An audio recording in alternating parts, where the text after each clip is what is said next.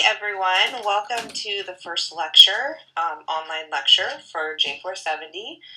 This is hopefully going to be a good experience. This is my first time doing an online lecture, so it may be a little clunky, but with time this will get better, and I appreciate you being along on the ride for me. So as I talked about when we were together last, the second half of this semester is going to be focused on social media. We're going to take the time here to go through each of the social media channels, starting with the largest, the oldest, well, maybe, Facebook. So, since I do not have you in front of me, this is going to be a little bit disjointed, but I want you to stop the recording now, or stop the lecture, and go over to the notes, and you will find a link to this video at Arun's Facebook, and I want you guys to watch it, and then come on back over and we'll continue with the lecture.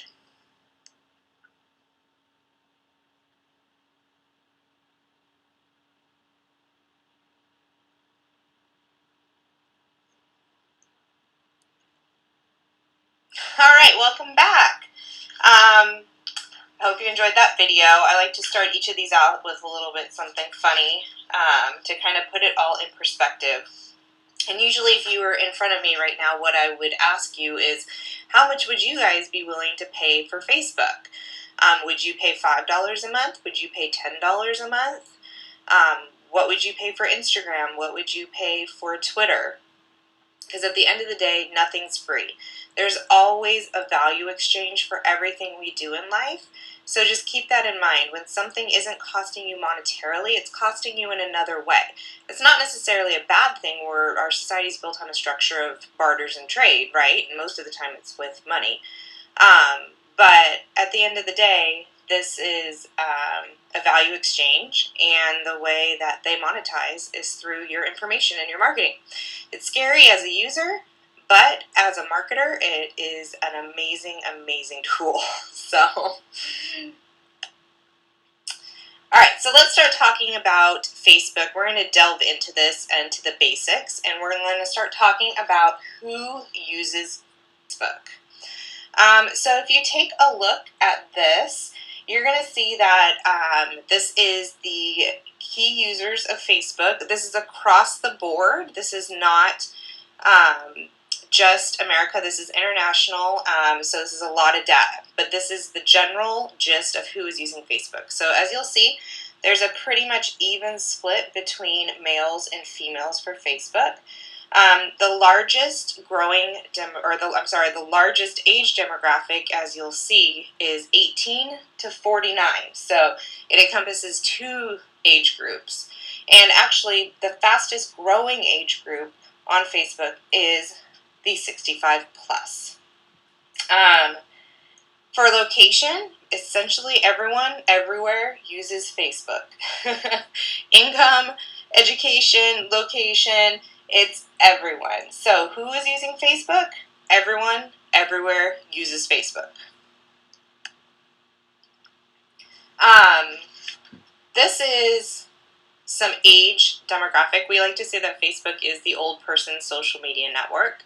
And it is, as far as most active users, but essentially everyone has a Facebook page.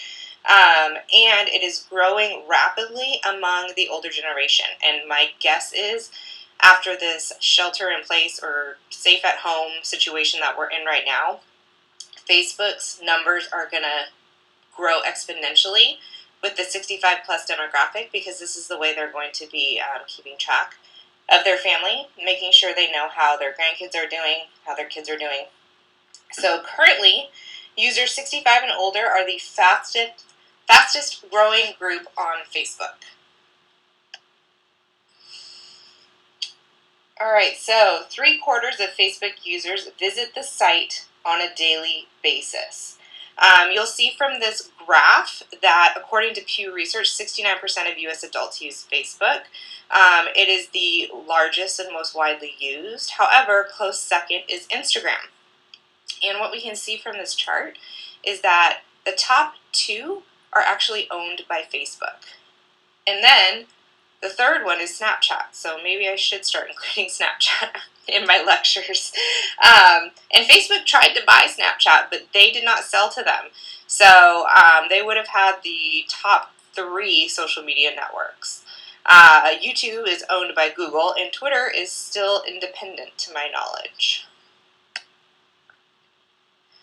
So, monthly active users around the world, only 10% of Facebook users live in the US or Canada. So I think we tend to kind of just assume that the US is the largest percentage of Facebook users, but it's actually not. Over 48% of Facebook ad revenue comes from the United States and Canada alone, though. So that means that even though we're only 10% of the users, we are the ones that are being served the most of ads. So ad revenue comes from the United States and Canada. Those are the 2 biggest places.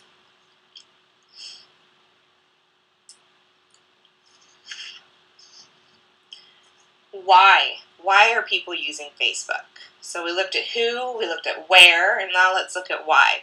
So exponentially, people say they use Facebook to keep in contact with friends and family. I don't think that's any big surprise to anyone.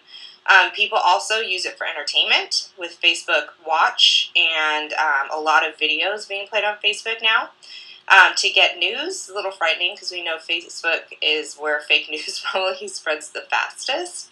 And the 17% say they follow brands or companies on Facebook, followed by strengthening a professional network, which we would most likely assume that most people do on LinkedIn, and then other purposes.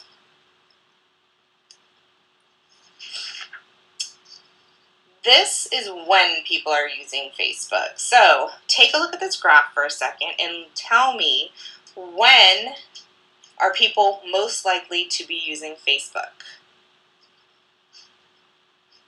So it looks like Wednesdays at 11, 1, and 2 are about the highest traffic. I would say Wednesday people are kind of hitting the hump day at work. They're taking a little bit more breaks. 11 o'clock is right before lunch, so you're ready to go. And 1 to 2 is when you're coming right back from lunch. So a lot of times these things surround when your break times are, and you can kind of look at that and slice the data. But overall, the highest traffic occurs midday, Wednesday, and Thursday. So, pro tip for you on this one, having a broad knowledge of user habits is great. Like looking at all this data from Facebook as a whole is awesome.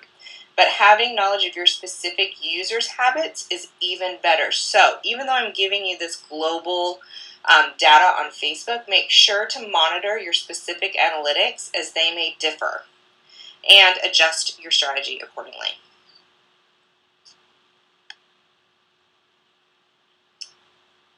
Okay, so now that we know who uses Facebook, why they use Facebook, where they use Facebook, and when they use Facebook, let's take a look at some features for brands specifically. So if you're a brand on Facebook, you want to make sure that you have a business page set up. That's how you're going to access your analytics. That's how you're going to connect over to Instagram for a brand page. Definitely don't want to be using a personal page to be promoting a brand on Facebook. So we know by now that video is the #1 thing that's out there. People watch it the most. If you're not doing video at this point as a brand, you're doing something wrong. So it's no different on Facebook. Video's been consistently growing on Facebook for a while now. Mobile-friendly video generates higher engagement. So the majority of people using Facebook are on mobile. The majority of people using any social media network are on mobile. So you want to make sure that when you're making a video, it's mobile-friendly.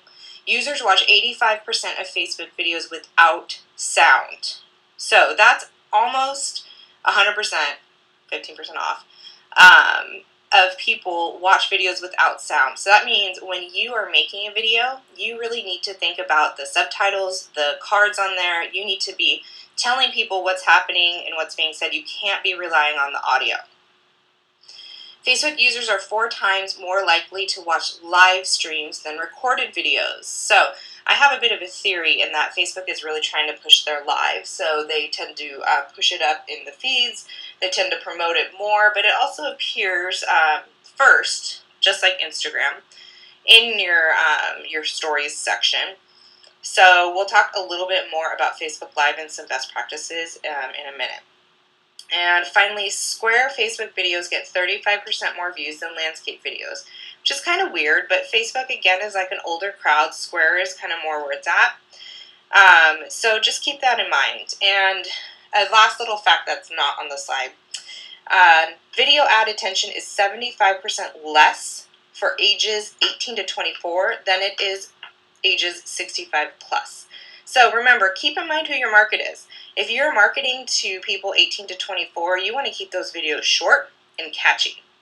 If you're marketing to 65 plus, then you can make a longer video. You can make it more informative. They're used to sitting down and watching these things. But if you're marketing to the younger generation, we know our attention spans are very, very short. Okay, let's talk about stories. So, Facebook stories have 300 million active users daily. Normally, if I had you in front of me, I would say, how many of you guys use stories? And most of you guys don't even use Facebook, let alone stories. So it's not huge for your demographic. But again, you're going to go out, you're going to work for a company, and the audience may not necessarily be yours. Remember, when I worked at Murad, I'm marketing to women who are over the age of 50, and I was in my 30s. So I couldn't think about what I would do or how I would use these tools, because that wasn't how my market would use these tools. So, while Instagram Stories is slightly more popular, Facebook Stories proves to grow as a place where Facebook users spend a lot of time. Creating Facebook Stories requires a different marketing strategy than creating other types of Facebook posts. If your audience is active on Stories, it's worth the time and the money to invest in creating content tailored to that medium.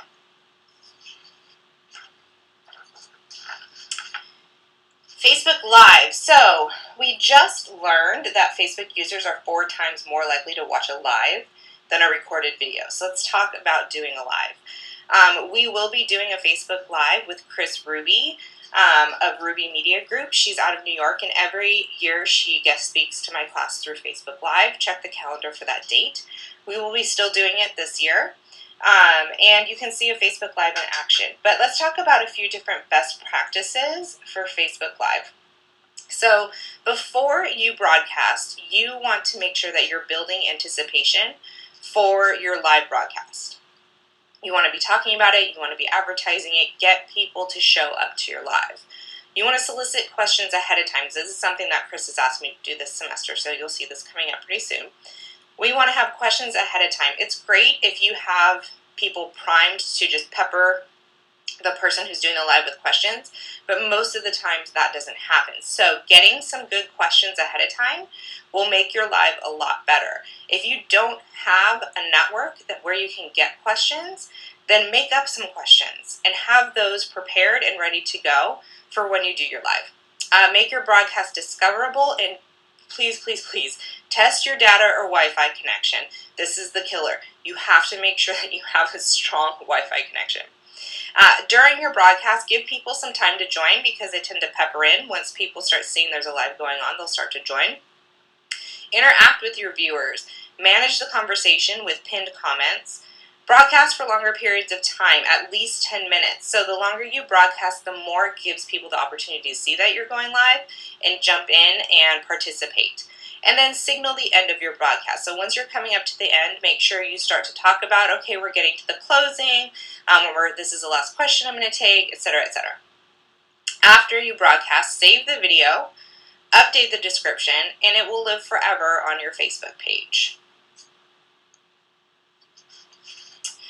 Groups is another great feature of Facebook. If any of you are in Greek life, sure you're part of a group on Facebook. Greek life is probably one of the most active groups using Facebook, and they do it really, really well. So there are tens of millions of groups on Facebook, and 200 million people are members of a group they consider meaningful to them. I am a member of a Facebook group. I don't go on Facebook very much, but I am a member of a group called PR and Media Czars. You have to be accepted. You have to be a professional journalist or professional PR person to get into the group. And I can't tell you how valuable it is. We use it to pitch. I use it to find guest speakers for you guys. That's how I found Chris Ruby, who will be doing a Facebook Live. There's so many valuable groups, but again, with like every group, even in real life, it's about how much you put into it. I highly encourage you guys to check out the groups. Facebook is also investing heavily in this space, into groups. They know it's a thing that really is kind of taking off. It's a great way to keep people engaged and on Facebook, especially of your demographic who doesn't necessarily want to be on Facebook. So this is also going to be a place where we're going to see a lot of growth.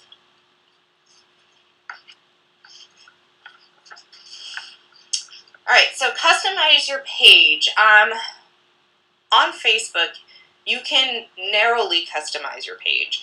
It's not like you can make it super custom, but you can do a few things that are going to help people discover you and help you look professional on there. And so you want to make sure to take advantage of those. So while Facebook pages are not as useful as your website, we know what's the most important piece of owned media is your website. You control that. And so while the Facebook page isn't as important as your website, they do tend to rank high. As more people come to Facebook looking for vital information about your business, one of your main goals should be keeping your page in top shape. Although Facebook pages aren't customizable specifically, you are provided with options on organizing different parts of your page, and you should definitely be taking advantage of that. So scheduling a post, this is one of my favorite features. It saves a lot of time and a lot of effort. So Facebook is one of the only applications that allows you to schedule a post in the app itself.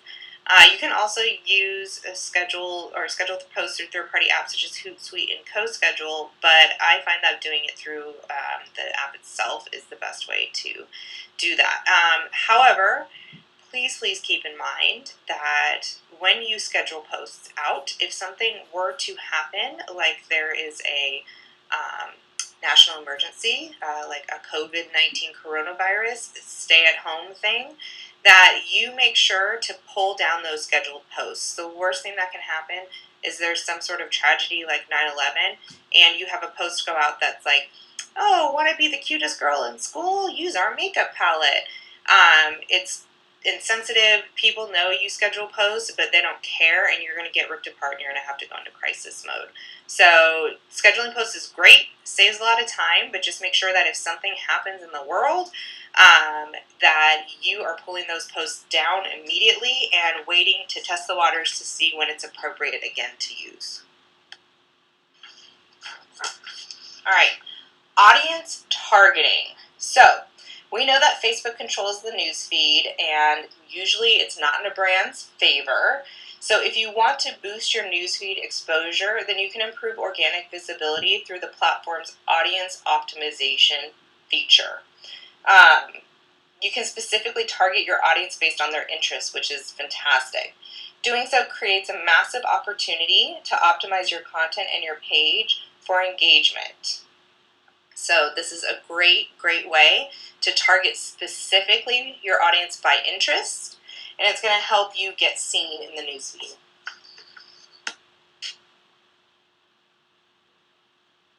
So pages to watch is a great feature. What do I always say? I say, look at what your competitors are doing and do it better.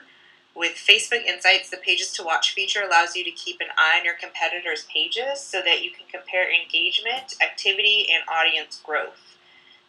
You can see what's working for them as far as content goes, and you can tailor your game plan according to what you find out. So now that we've talked about some of the features that brand pages can use, let's talk about content best practices. A couple years ago, I went to a conference that was put on by Facebook, and it was aimed towards publishers, particularly media outlets. And they gave us some clues and some insights into the things we should and shouldn't do with our content in order for it to show up in the newsfeed. So I'm going to share those with you right now.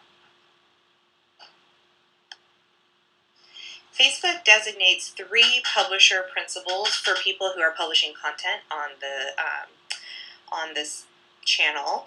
Number 1 is meaningful content. Number 2 is accurate and authentic content. And number 3 is safe and respectful behavior. Following these principles will help you show up more often in the newsfeed. So let's look a little bit deeper into each of these. The first one is meaningful content. The goal of newsfeed is to connect people to the stories they care about most.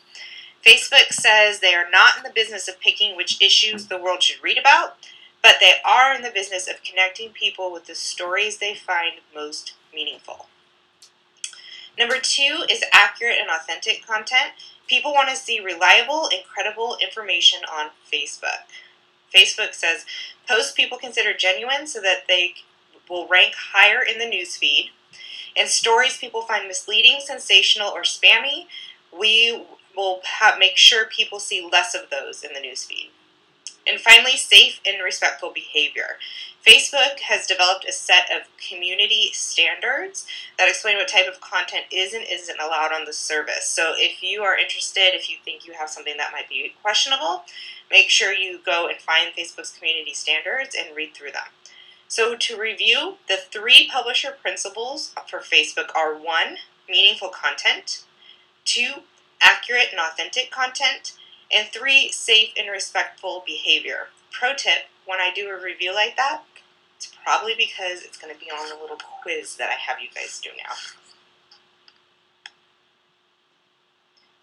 We all know that Facebook uses an algorithm to predict what you want to see most, and it puts that first in your newsfeed.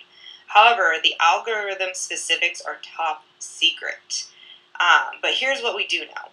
Every time you open Facebook, newsfeed goes through a set of 4 steps to answer the question, which stories are likely to matter most to your readers? The first step, the first thing that it takes into account is inventory. What stories have been posted by friends and publishers since the last time you logged in? It prioritizes content shared by your connections over content shared by publishers or brands. The second is signals. Who posted this story? There are literally hundreds of thousands of signals that go into this algorithm that's proprietary to Facebook. Some of them include who posted this story, when was it posted, what time is it, and how fast is the internet connection. So if you have a video in your post and your user has a very slow internet connection, Facebook is going to see that, realize it, and then drop that lower in the newsfeed. Crazy, huh? Next is predictions. How likely are you to comment on this story? So this is why it's so important to engage with posts from brands that you like. It signals Facebook that it's important to you, that this brand or this page that you follow is important. But it's not just that. It also takes into account how likely you are to spend time reading the story, how long do they think you'll spend with that story, and would you watch a video through to completion? So it's not just likes, comments, and shares, but it's other factors that go into Facebook predicting how likely you are to engage with this story. And finally, number 4 is the score, the relevancy score. Facebook uses all of the consolidated signals from above to develop a relevancy score, a number that represents how interested Facebook thinks you may be in a story. So, to review, what are the 4 steps Facebook goes through to determine what is in your news feed? Number 1 is inventory. Number 2 is signals. Number 3 is predictions. And number 4 is the relevancy score. A couple other examples of things that Facebook will predict for you is the likelihood to click, the likelihood to spend time with the story, the likelihood to like, comment, and share, the likelihood you'll find the piece of information informative, the likelihood that this is clickbait, so don't spam people, and the likelihood this link is a low-quality web page. Remember when Robert Mouchon came in and spoke to us about SEO? He talked about high-quality web pages and low-quality web pages. One of the biggest indicators for a low-quality web page is that it's fairly new. That's not saying you shouldn't link to blog posts that are on your new portfolio website, but it will take into account that the longer the website has been on there, the more high quality it is, and it has other factors that go into that as well. And finally, a couple other content tips. Be positive. The most shared content on Facebook is positive. The least shared is negative. I know this is counterintuitive for us because we think that Facebook is just the crazy place where everyone shares all this negative stuff and rants and stuff like that. But statistically, it's actually positive content that gets shared the most. Write simply. Aim for a 5th grade comprehension level. This means that if a 5th grader cannot understand what you are talking about in your post, you are writing at too high a level. Write simply, write clearly and concisely, and avoid using any jargon. And finally, relax. Social media is about showing brand personality, not corporate content. Now that we've learned about how to create great content, and we've learned about the different features we can use on a Facebook business page, let's take a look at advertising. Even though you create great content and you're using your features and you're doing everything right on Facebook, Facebook does not play well with brands, if you will. So the way that you can combat that as a brand is through advertising, boosting posts, and essentially giving money to Facebook to appear in their newsfeed. Is it fair? No. Is it just the way it is? Yes, absolutely. So now I'm going to have you guys hop on over to the second video link that I sent you from HubSpot, and I'm going to have them teach you about best practices for advertising on Facebook. When you're done watching that video, come on back over here, and we'll regroup and continue the lecture.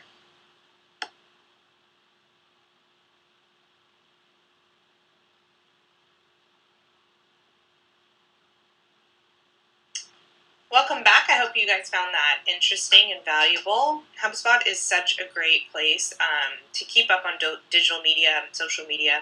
Definitely hit up their blog. I have a link for it in the resources section on the homepage of Beachboard. Now that you know how to create content and to advertise, it's important that we cover some of the laws and the rules with Facebook so you guys don't get yourself or your brand in trouble. The first rule we're going to talk about is the 20% text rule. So text on images cannot be more than 20%. This applies when you're going to boost your image or advertise your image.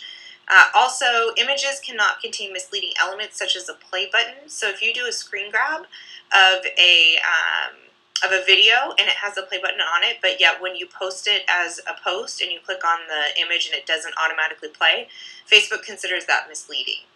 A pro tip that I found out the hard way with the 20% text rule is make sure that if you are having a photograph of your product and your product has text on it, that you take that into consideration with the 20% text rule. When I was at my last company, we would follow the 20% text rule. We would use this grid, and our ads kept getting bounced back, and we didn't understand why, until we figured out that it was taking into account, whatever bot was scanning the image, was taking into account the name and the information that was actually on the product as text as well. So learn from my mistakes. Contests on Facebook aren't as popular as they once were, but people still do run them, so I want to make sure to cover some of this with you guys. When you're running a contest on Facebook, you cannot imply that the contest is sponsored by Facebook in any way. So do not include the Facebook logo on any images you're using to promote your contest. Also, failing to list the official rules of your contest, including any exclusions or expiration dates, can violate the rules of Facebook. We would always put in the notes section on Facebook all of our terms and conditions for our contests, as well as having them on the website and a link that people could easily access. Any contest which requires sharing on a personal timeline or friend's timeline to enter is not allowed. And you cannot use Messenger or your page post to notify winners.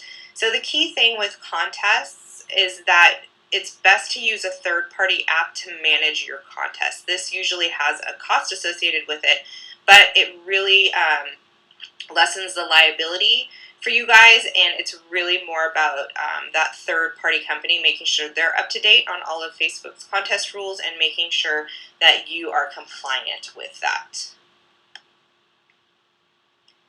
Controversial content. This seems like a no-brainer, but you might be surprised at what could be considered offensive if you put something in an ad on Facebook. All it has to do is offend one person, and that person reports your ad to Facebook, and your page can be shut down. Facebook does not give you a warning, and you do not have a chance to find out what is considered to be offensive. And let me tell you, it is very, very hard to find a person at Facebook to actually talk to. So just make sure that if you have any controversial content on your page, or you're thinking about posting some, that especially if you are an agency working with a client, that you inform your client of the guidelines and the rules of Facebook, and just temper their expectations that this may be taken down and or their page could be shut down. You buying fake likes. Who wants to do that? Back 3 years ago, 5 years ago, everyone was buying likes, and it was not a big deal. Nowadays, the algorithms and the bots that scan all these pages are so much more sophisticated. Facebook tracks page engagement and has the ability to cap the total number of likes a page can receive. It detects fraudulent activity. This means that if you are still buying fake likes for your page, you will effectively be penalized when you try to attract genuine followers. Facebook says buying fake likes will only hurt you. Alright, we all know spamming is bad, but I wanted to share with you some of the things that Facebook considers spam so you can avoid them.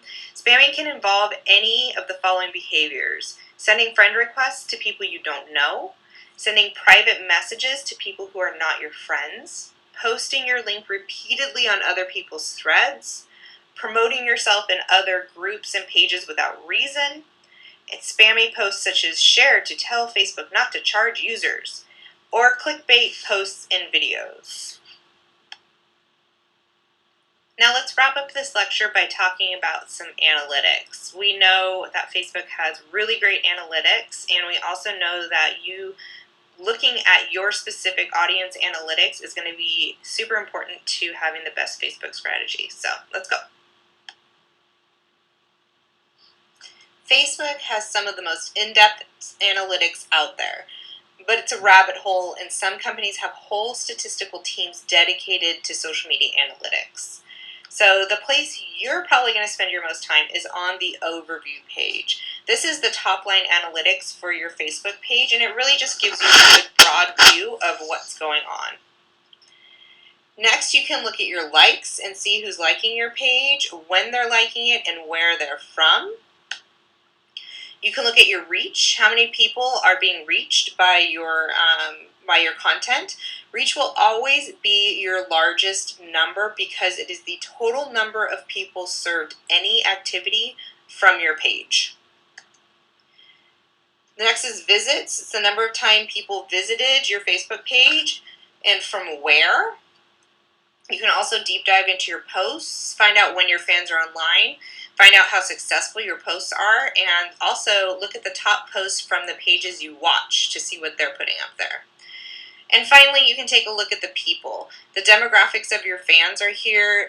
Fans, your posts were served to the most, people who engage with your posts. You can tell who your super fans are, what their characteristics are, and then you can kind of have a better idea of who you should go out and look for to build your audience. Now, I've just scratched the surface on Facebook because it really is just so in-depth. So if you want to learn more and you want to keep up on what is happening in Facebook and the changes and the trends, I have a couple links for you here. Facebook for Business and Facebook Blueprint are great places for you to look, find out more information about Facebook, managing a brand on Facebook, and really grow your knowledge. And that's it. Next class, we're going to talk about Twitter. So I hope you have a great couple days, and I will see you during our next online class. Or I guess I will not see you, but I will be here again for our next online class. Hope you guys are all doing well.